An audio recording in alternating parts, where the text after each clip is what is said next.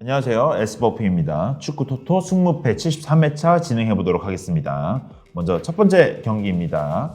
셀타비고 대 그라나다 경기 살펴보도록 하겠습니다. 네, 셀타 비고 같은 경우는 지난 라운드 라이오와 무승부를 기록했습니다. 강등권이 지금 됐어요. 어느새. 최근 12경기째 승리가 없을 정도로 굉장히 부진하고 있는데요.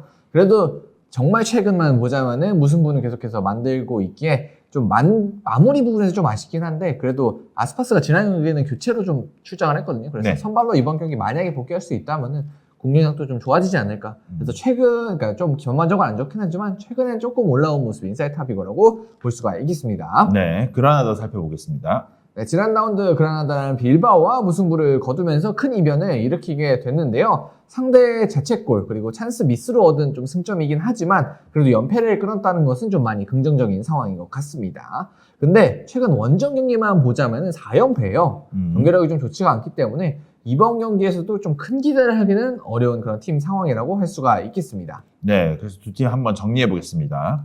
네, 그래서 원정에서 워낙 그라나다가 좋지 않고요. 그리고 전력도 셀타가 조금 우위에 있기 때문에 이번 경기는 셀타 비고 승리 한번 지켜보도록 하겠습니다. 네, 이번 경기는 셀타비고의 승리로 예상해 보도록 하겠습니다. 이번 경기 진행해 보도록 하겠습니다. 이번 경기는 본머스 대 루턴타운의 경기입니다. 먼저 본머스부터 살펴보도록 하겠습니다.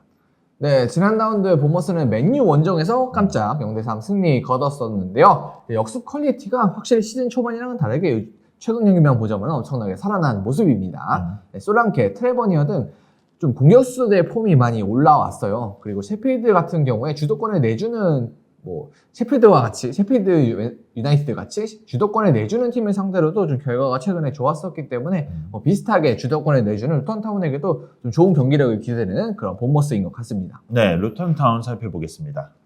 네, 루턴타운은 지난 라운드 맨시티에게 1대2로 석패를 했는데요. 선제골을 결국은 또 지켜내지 못하면서 패배를 하고 말았는데, 그래도 지긴 했지만 강팀 맨시티를 상대로 좀 저력을 보여줬다는 게 중요한 것 같습니다.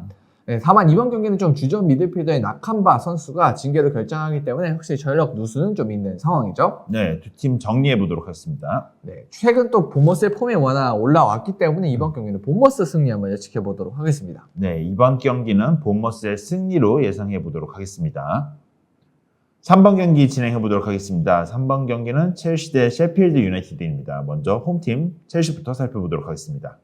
네, 첼시는 지난 라운드 에버튼에게 2대0으로 패배를 하면서 연패를 기록 중입니다. 좀 공수 전반에 걸쳐서 많이 아쉬웠던 경기였고요. 그리고 포체티노는 이해할 수 없는 선수 기용이라고 할까요? 그러니까 선수의 위치를 좀 이해할 수 없게 쓰는, 또다시 엔조를 또 공격적으로 쓰기도 했고요. 그래서 좀 감독 리스크가 다시 커지는 것이 아닌가? 뭐 이렇게 생각이 드는 것 같습니다.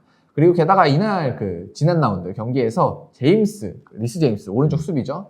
리스 제임스와 골키퍼 산체스가 부상으로 이탈을 하게 됐습니다. 제임스는 장기 결장이 거의 확정적이고, 그리고 산체스 역시도 다음 경기 출장이 좀 많이 불투명한 상황이기 때문에 굉장히 전력 누수도 있는 그런 첼시의 상황입니다. 네, 그러면 셰필드 유나이티드 살펴보도록 하겠습니다. 네, 지난 라운드 브렌트포드에게 1대0 승리를 거두면서 감독 교체 이후에 2경기 만에 또 승리를 따냈던 셰필드인데요. 네, 와이더 감독 부임 이후 확실히 체계가 잡힌 모습입니다. 근데 아직 공격력은 또 부족한 상황인데요. 부임 후 치른 2경기를 보면 찬스 자체는 그렇게 많지는 않았거든요. 그리고 또한 주전 수비수로 계속 출장하고 있었던 잭 로빈슨 선수가 이날은 또 징계로 결정을 합니다. 두 팀 한번 정리해 보도록 하겠습니다. 네, 첼시 분위기가 많이 좋지는 않는데요.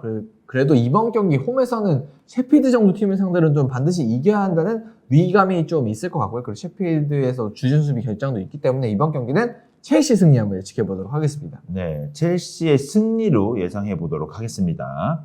4번 경기 진행해 보도록 하겠습니다. 뉴캐슬 대 풀럼의 경기입니다. 먼저 뉴캐슬부터 살펴보도록 하겠습니다. 네, 주중에 AC 밀란과의 챔피언스리그 경기에서 패배를 하면서 챔피언스리그에서 탈락을 했던 뉴캐슬이고요. 지금 연패를 기록하고 있기 때문에 흐름도 좀 좋지 않고 계속된 주중 경기를 치르고 있어서 체력적 부담도 큰 상황입니다. 또 게다가 이번 경기에서는 트리피어까지 징계로 결정하는데요. 다행히 좀 덴번이 복귀를 했기 때문에 리버라멘토가 오른쪽으로 이동을 한다면은 선발 라인업은 채울 수 있을 것으로 보입니다. 네, 풀럼 살펴보도록 하겠습니다. 네, 풀럼은 지난 라운드 웨스트햄을 무려 5대0으로 대파를 했는데요. 최근 5경기 17득점으로 엄청난 공격력을 보이고 있습니다. 다만 1라운드 에버튼전을 제외하면 리그에서 풀럼이 아직 원정 승리가 없어요. 네, 그렇기 때문에 원정에서 좀 약하다, 이렇게는 좀 고려를 해야 될 것 같습니다. 네, 두 팀 한번 정리해 보도록 하겠습니다.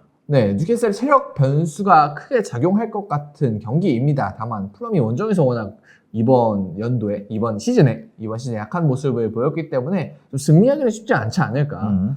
그래서 이번 경기는 뉴캐슬의 승리와 함께 무승부도 같이 지켜보도록 하겠습니다. 네, 이번 레알 소시에다드 대 베티스의 경기입니다. 먼저 홈팀 소시에다부터 살펴보도록 하겠습니다.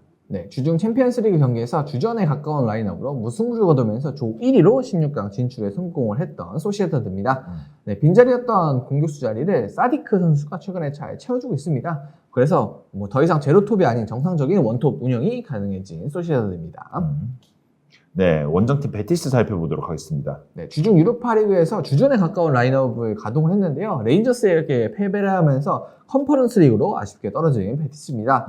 네, 에이스 이스코를 주중 경기에서 출전시키긴 했는데요. 패하게 되면서 아마 이 에이스 선수의 체력 부담은 더욱 가중화될 것 같고요. 근데 다만 카르발리 선수가 부상이었는데 주중 경기에서 복귀한 건 긍정적이라고 할 수 있겠습니다. 네, 그래서 두 팀 한번 정리해 보도록 하겠습니다. 네, 두 팀 모두 주중 경기에 큰 힘을 쏟긴 했는데요. 베티스의 휴식일이 하루 더 적습니다. 그리고 소시에다드 자체도 요즘 폼이 좀 좋기 때문에 이번 경기에 소시에다드 승리 예측을 해보겠습니다. 네, 이번 경기는 소시에다의 승리로 예상해 보도록 하겠습니다.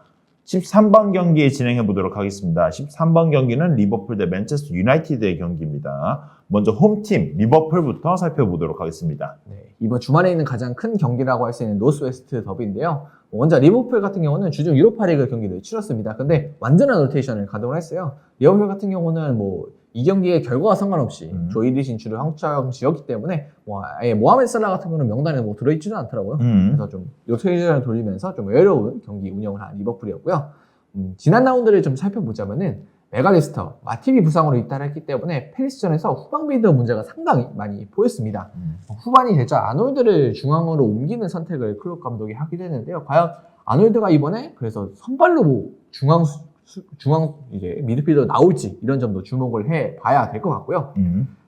근데 다만 이제 진행 경기 살펴보자면 팰리스에서 퇴장이 아마 없었다면, 네. 아니면 그러면 좀 리버풀 쉽지 않았었다 이렇게 보기 때문에 그래서 이 후방 빌더 문제를 어떻게 해결할까? 과연 아놀드가 중앙으로 온다고 해결이 될까? 이런 문제를 좀 잘 살펴보셔야 될 것 같습니다. 네, 맨체스터 유나이티드 살펴보도록 하겠습니다. 네, 맨체스터 유나이티드는 챔피언스리그에서 주전 라인업 16강 진출을 위해서 풀 가동을 했는데 바이에른에게 패배를 하면서 탈락을 했고요.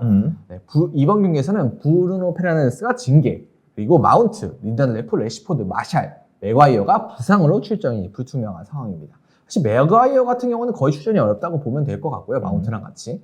근데 다만 이제 레시포드 마샬 같은 경우에는 좀 바이러스에 감염이 됐다고 해요. 그래서 약간 질병, 그러니까 약간 감기 증세 이런 것이 있다고 하는데 출전은 어떻게든 약 먹고라도 할 수 있을 것으로 보이는데 과연 이게 정상적인 컨디션일지는 상당히 의문이라서 일단 맨유 같은 경우도 리버풀보다 더 결장 여파가 좀 많을 것 같다 이렇게 보시면 될 것 같습니다. 네, 그래서 두 팀 한번 정리해 보도록 하겠습니다.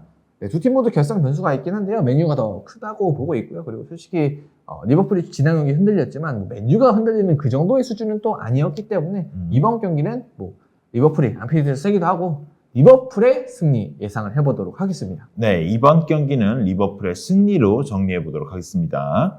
마지막 경기 진행해 보도록 하겠습니다. 라스팔마스 대 카디스의 경기입니다. 먼저 홈팀 라스팔마스 살펴보도록 하겠습니다. 네, 지난 라운드에 알라베스 원정에서 승리를 거뒀던 라스팔마스입니다. 연승으로 최근 분위기가 좋은 상황인데요. 다만 이번 경기는 징계로 주전 풀백인 카르도나 선수가 결장을 합니다. 네, 항상 주도하는 경기를 펼치는 라스팔마스인데요. 주도하는 그 수준이라고 할까요? 그게 승격팀에 기대하는 그 이상을 기록하고 있고, 그리고 정말 어느 팀을 만나도 주도할 수 있을 것 같은 그런 능력들을 보여주고 있습니다. 근데 다만 기회 창출은 좀 점유율에 비해서는 좀 많이 떨어지기 때문에 점유율을 얼마나 좀 기회 창출로 기회를 좀 바꿀 수가 있느냐 이런 점들을 좀 시즌이 갈수록 고민을 해봐야 될 것 같습니다. 네, 원정팀 카디스 살펴보도록 하겠습니다. 네, 지난 라운드 홈에서 오사수나 비겼던 카디스고요. 또 홈에서 지난 라운드에 비겼던 만큼 홈에서 상당히 좀 강한 그런 카디스인데 이 점을 좀 상당히 고려해봐야 될 것 같습니다. 네, 그 두 팀 한번 정리해 보도록 하겠습니다. 네, 주도하는 라스팔마스에게 찬스가 더 많을 것 같은 경기인데요. 그리고 최근 경기력도 만족스럽고, 그리고 카디스가 원정에서 좀 홈에서보다 약한 면이 있기 때문에 이번 경기는 라스 팔마스가 좀 우세하지 않을까 음. 그렇게 예상해 보고 있습니다.